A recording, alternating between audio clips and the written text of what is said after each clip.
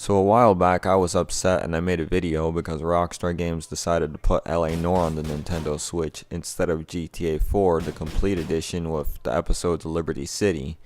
And that's what I meant by the complete edition, just in case anyone's wondering why I said both of them. Because some people might not know what the complete edition is, and they'll just think of GTA 4. So when I say complete edition, I actually mean GTA 4 with the episodes of Liberty City, just to make things clear. So that way I don't ever have to say GTA 4 and the episodes of Liberty City again. I could just say GTA 4 the complete edition. So now that that's cleared up, let me get started on the main thing.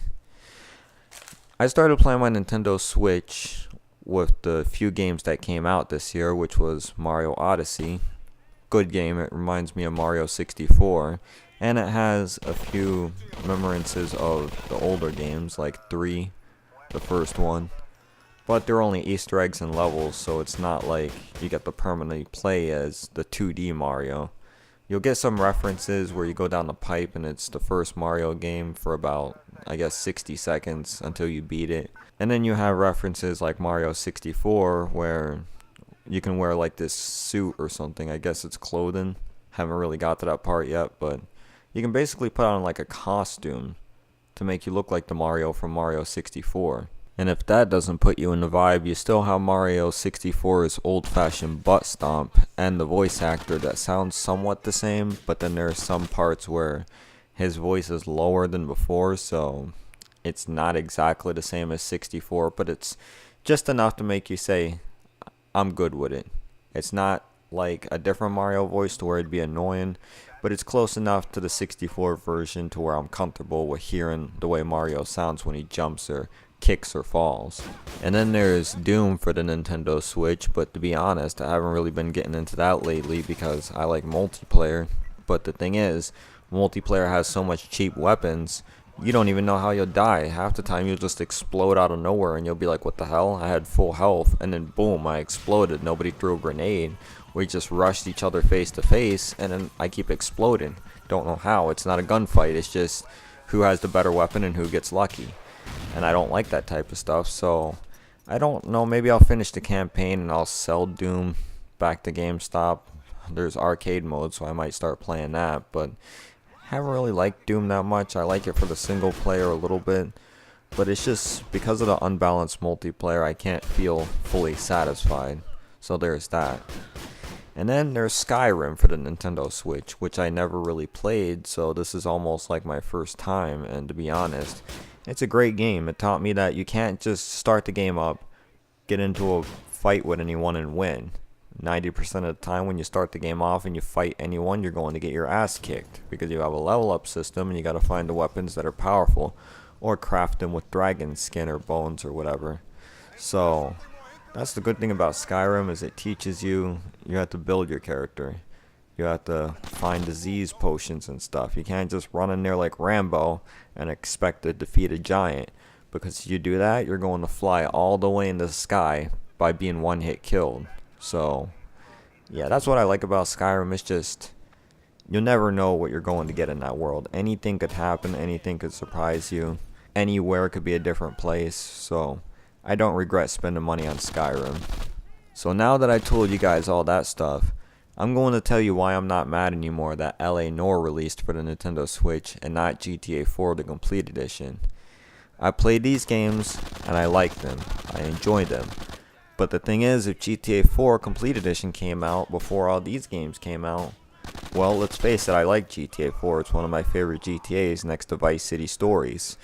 But the thing is, if that came out, I probably wouldn't even be into Mario Odyssey that much. I mean, I would, but I'd just find myself putting in the GTA 4 cartridge because I like to shoot the cops. I like to just go to Burger Shot, pick up things, run around, throw them at the pedestrians, and just do whatever I can in GTA 4.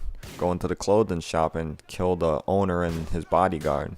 Sometimes go into the area, what's it called? Let me think about it. You start at the beginning with Roman. He says something about, we'll stay in broker or something like that. You know, that area where you first start off. Well, you can go there near the beach area and just start shooting at people.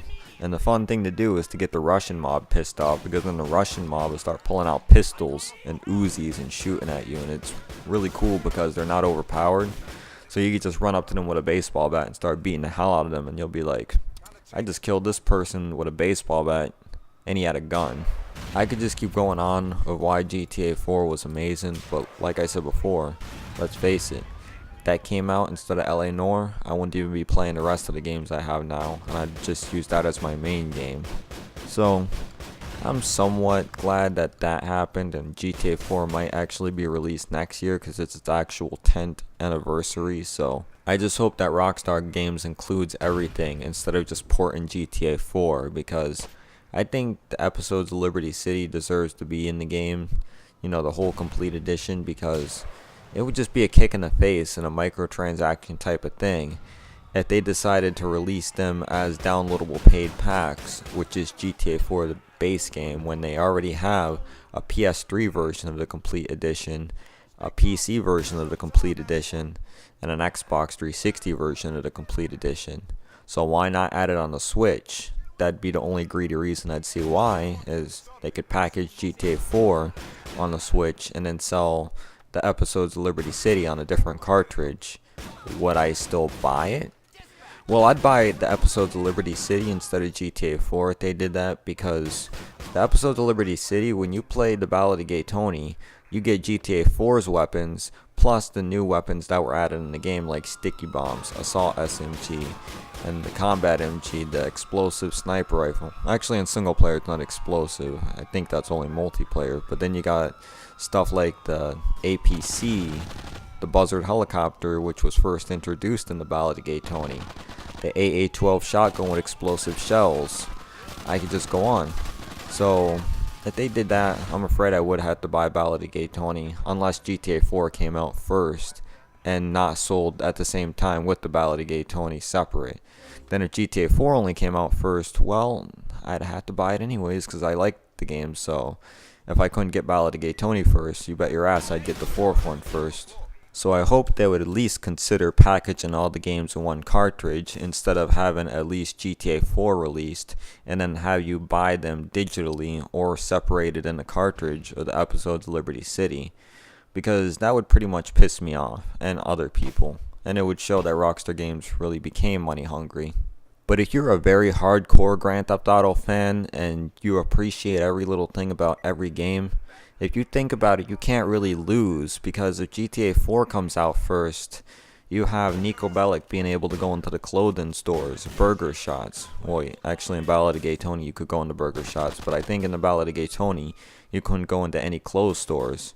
There are certain shops and areas in GTA 4 where you cannot enter. So if Ballad of Gay Tony didn't come out, at least you would be able to go into the clothing stores and have some things like assassination missions. And you would have the Annihilator with regular bullets in the game, to where the Ballad of Gay Tony only has the explosive round ones. Yes, you can use the Buzzard, but the Buzzard's guns are kinda overpowered, so it makes it no different. It still lights the cars on fire in 3 seconds of hitting them and blows them up anyways, so that's pretty much the problem between the Annihilator and the Buzzard, is the Buzzard is really overpowered, and then the base Annihilator is actually pretty balanced because it takes a few hits to catch a car on fire, which doesn't take long as you can nail all your shots. But like I said before, if you're a true GTA fan, you can't really lose either way. So if it does come out GTA 4 only, I'll still enjoy it, but I'll be a little bit let down that they couldn't include everything. If they split it, I'll be less worried, I'll be less pissed off, because at least I can buy it. But you know, that's just me. People might think different. I mean, Vice City Stories is my favorite GTA of all time because of the weather, atmosphere. You get more things than you do in Vice City, the original, and you could swim. So in my opinion, whoa, what the hell was that? They just interrupted my video. But like I was saying, you get all that stuff in Vice City Stories compared to the original. But everybody else still prefers the original because it had better graphics than Vice City Stories, and it had a better character according to them. I was never really a fan of Tommy Vercetti that much. I would still like Victor Vance over Tommy Vercetti because for me, Victor Vance is a relatable character. He has a bad life because no matter what decision he makes, someone always has to mess up for him and everybody else, and he has to complete the problems on his own, and nobody has barely helped him besides the people that are actually good. And by people, I mean Luis, Remy, and Phil Collins. Pretty much everybody else doesn't like Victor Vance, so he has to pretty much figure out everything on his own unless those three are involved, which is why I like Vice City Stories much more because it had a more layout on missions to where you can never get bored. You could replay the game and you pretty much wouldn't be able to guess every mission unless you did the game 5 times in a row. So the game has a variety when it comes to missions and mixes it up. But why am I still talking about this? Everybody hates Vice City Stories, so I guess me talking about it won't change anything. But I guess when it comes down to GTA 4 on the Nintendo Switch, I think one thing I was afraid about was the Nintendo Switch's specs, because even though I own one, I'm not going to cower away from facts. The Nintendo Switch is very weak compared to the current generation consoles, and it cannot even keep up with the base Xbox One, so it worries me a lot about third-party support coming to it, but it worries me more because GTA 4 is not that advanced. But when it comes down to the coding, it's not exactly great. At least on PC, when I play it, the frame rate goes up and down from 40s to 60s to 20s. It just doesn't want to make up its mind, and it doesn't matter what area you're in on PC. It'll just go up and down, and I don't have that problem on any other game but GTA 4. I think it was fixed in the Ballad of Gay Tony. I don't really pay attention to the frame rate that well, but when I do, I notice that it stutters in GTA 4 a lot. But then again, my guess is they might take something like the PS3 port it to the Switch, polish the graphics just a little bit, and that's about it. The one thing I was worried about is if they ported it on the Switch, they would have to downscale and take some things out. For example, the pedestrians, there'd be less of them on the street, and they'd probably barely spawn, the same with traffic. But that changed my mind when a few days ago I got on my Xbox One and played the 360 port of the game. And I noticed that there was not a lot of pedestrians that spawned when I was driving. I had to get out and just camp there for a few seconds in order to let the pedestrians spawn. And the cars, yeah, they were pretty much the same thing, to where I had to sit still and look my camera in one direction in order to get a lot of them to spawn. Otherwise, driving at high speeds, only a few, like 10 cars would spawn. So for the people who appreciate GTA 5's current generation vehicle and pedestrian density, if you think it's low in the current generation in PC or GTA 5, you haven't seen nothing until you go back to GTA 4 on the last generation of consoles. So with that being said, with the pedestrian density and the car density that's in the last generation, they shouldn't really have any problem loading as much as they spawn on the screen. If they spawned fewer pedestrians than the 360 port, that would definitely be an overkill and it wouldn't be enjoyable. Because like I said, not enough of them spawn on the 360 version of the game already. Even San Andreas on the PS2 had more ped density than GTA 4 on the 360. But I get it, it was their first time testing a new engine with their Rage engine, so they couldn't really do much with it when they're first testing it out. But all I'm saying is, if they can at least port a shinier port than the 360 and the PS3 port, maybe just a little bit higher in graphics, and if they could keep the pedestrian and car density the same, if not a little bit more, the game should be good. I'm okay with looking at games that are old, but when they get really blurry and muddy looking, that's when it's a problem. And if there's nobody to really shoot at on the map, no cars to steal, it would be a nightmare. You remember when people used to put the pedestrians on low and the cars and traffic on low in multiplayer sessions just so their rapid fire controllers could work? You remember how when you tried to look for a car in the middle of the city, there was nothing there and nothing would spawn? If the Switch port was something like that, it would be really boring and it would turn me off the game immediately. So here are a few things that I think would improve the port on the Nintendo Switch of GTA 4, the Complete Edition. Number 1, better lighting effects. You remember when you used to play GTA 5 on the PS3 or 360 so long, you knew what the explosions looked like? They were tiny and they weren't that detailed. But then when you went into the current generation, Xbox One, PS4, PC, and you blew up a heli with a rocket launcher for the first time, or just blew up a heli in general, you would see that amazing new fire come out. Well, I want something like that, but when you shoot your gun and the sparks come out, whatever you want to call it, I call it sparks. When you see it come out of the barrel, it's more detailed. It flashes on the ground. Anything that's pretty much like flashing and illuminance will be more detailed on the Switch version, because in GTA 4 it's really old and outdated. So the same version of the PC where you can actually see the people's lights.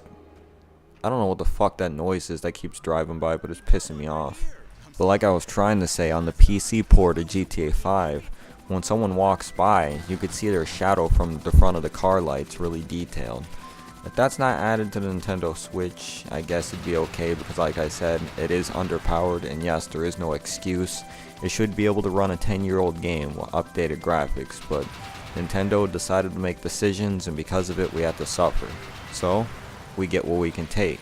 And if I could take GTA 4 handheld with a few upgrades and a few things missing, then I'm happy with that. And when I talk about this, I'm not only talking about lights and shadows, I also mean reflections off the cars. Like the lights when you go to the strip club, it reflects off your car. This should be more detailed and rich looking. And when you go near the sunset with the Annihilator helicopter, well, let's face it, the helicopter's so black that you could see the sunlight reflect off of it easily. I think the sunlight should be more detailed on the reflection of the helicopter, and things like that. Things like on the boat, the water. Again, if it can't be done because the Switch is low grade hardware, I'm okay with it, but that's just one of the things that should be added to make the game look better for its 10-year anniversary. Number 2 is population density. In last generation, it wasn't that well, as I mentioned before, but since it's a new platform that's a bit more powerful than the Xbox 360, I think it should be able to handle it. Especially with the cops. If I'm in a hospital shooting at the SWAT team, I want a lot of them to come in charging at me, so it'll be challenging.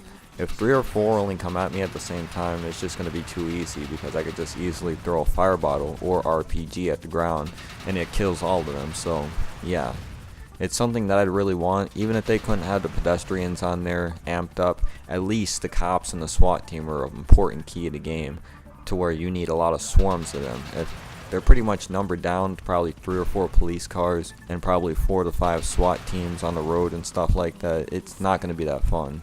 And number 3 would be first person view added to the Nintendo Switch version of GTA 4. I know people aren't going to like that option at all, but hear me out. If you could at least enable and disable it on the display menu, that'd be great. Because in GTA 5, I most of the time spend first person view on missions, third person when I'm in combat with actual players, depending on the situation, but in those situations I like to switch in between. And if they don't add that in GTA 4, I guess it's fine, but even if I had to use the little dot thing, the crosshair, circle and dot, instead of the iron sight, I'd be fine with that too, because I'd be able to replay the game that I played like 5 or 6 times through, but in first person view, so it would be a new experience for me, because I'd be able to see things from Nico's height and his eyes in view, sort of like how you can use the missions in first person view with GTA Online and GTA 5. It would just be something that's interesting to me and would make the game way more fresh. Imagine walking into Burger Shot in first person view. If that's not a little detail that would amaze you, then you're really hard to please. And number 4, new multiplayer servers. I used to like the multiplayer back in the day in GTA 4, but the thing was, when people found out how to use cheats and hacks, they used to turn on God Mod and blow everybody up and just do anything they could to annoy you. And you couldn't do anything about it because, well, back then you couldn't really report them and ban them. It was completely different compared to the GTA we have now, where you can just go to online, go to players, click their name and ban them. There was no such thing like that back in the day, so if you seen a user and he was well known, well, you would have to deal with him cheating and hacking and ruining everything legitly.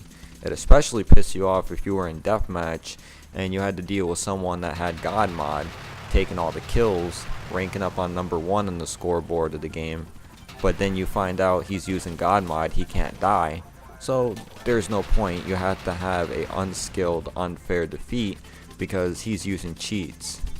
having new servers, you would at least be able to have new players and new life in the game without having a lot of cheaters. And not only that, but a lot of newcomers that are on the Switch could see what the amazing experience was like in GTA 4 multiplayer when it was at the greatest time it was produced.